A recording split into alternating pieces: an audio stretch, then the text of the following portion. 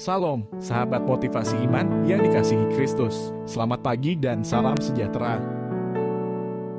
Sahabat ODB, pembacaan Alkitab hari ini terambil dari Kejadian pasal yang ketiga, ayat yang ke-17 sampai dengan ayat yang ke-24. Lalu firman-Nya kepada manusia itu, "Karena engkau mendengarkan perkataan istrimu dan memakan dari buah pohon yang telah kuperintahkan kepadamu, jangan makan daripadanya, maka terkutuklah tanah karena engkau. Dengan bersusah payah engkau akan mencari rezekimu dari tanah seumur hidupmu. Semak duri dan rumput duri yang akan dihasilkannya bagimu, dan tumbuh-tumbuhan di padang akan menjadi makananmu.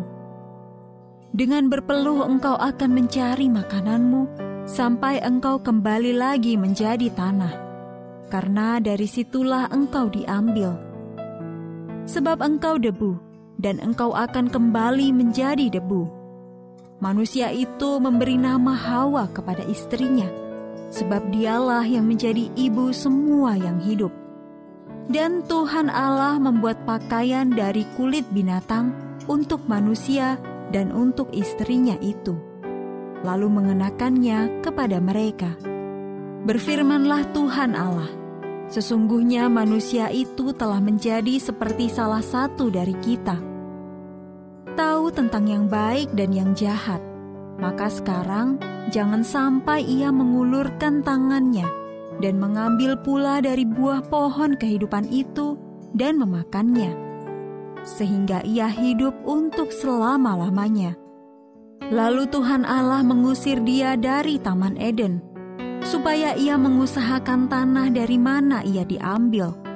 Ia menghalau manusia itu, dan di sebelah timur Taman Eden ditempatkannya beberapa kerub dengan pedang yang bernyala-nyala dan menyambar-nyambar untuk menjaga jalan ke pohon kehidupan. Ayat Mas Renungan hari ini terambil dari Kejadian pasal yang ketiga, ayat yang ke-21. Tuhan Allah membuat pakaian dari kulit binatang untuk manusia dan untuk istrinya itu, lalu mengenakannya kepada mereka. Judul renungan kali ini, Yesus Memulihkan Kita, ditulis oleh Mike Whitmer. Sahabat ODB, meski tidak bersalah, Sam harus kehilangan pekerjaannya di pabrik. Kecerobohan dari divisi lain meninggalkan masalah pada mobil-mobil yang mereka produksi. Setelah terjadi sejumlah kecelakaan, para pelanggan merasa khawatir dan berhenti membeli mobil dari perusahaan itu. Akibatnya perusahaan itu harus melakukan perampingan, dan Sam terkena imbasnya. Ia ikut menjadi korban dari kesalahan orang lain. Sungguh tidak adil. Korban dari kesalahan yang lain terjadi pertama kalinya dalam sejarah, setelah manusia pertama jatuh ke dalam dosa.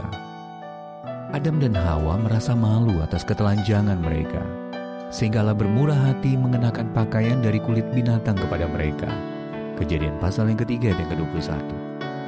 Sungguh bayangan yang menyedihkan.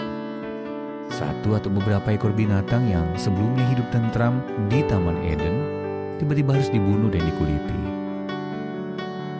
Berikutnya lebih banyak lagi binatang yang harus dikorbankan. Allah memerintahkan bangsa Israel.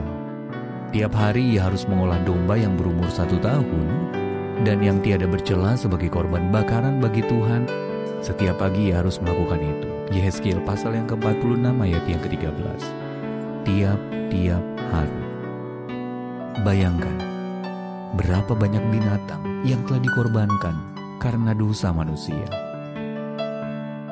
Kematian binatang-binatang tersebut diperlukan untuk menutupi dosa kita sebelum Yesus, Anak Domba Allah, datang untuk menghapusnya. Yohanes pasal yang pertama ayat yang ke-29. Inilah kebenaran satu orang yang sanggup memulihkan semua.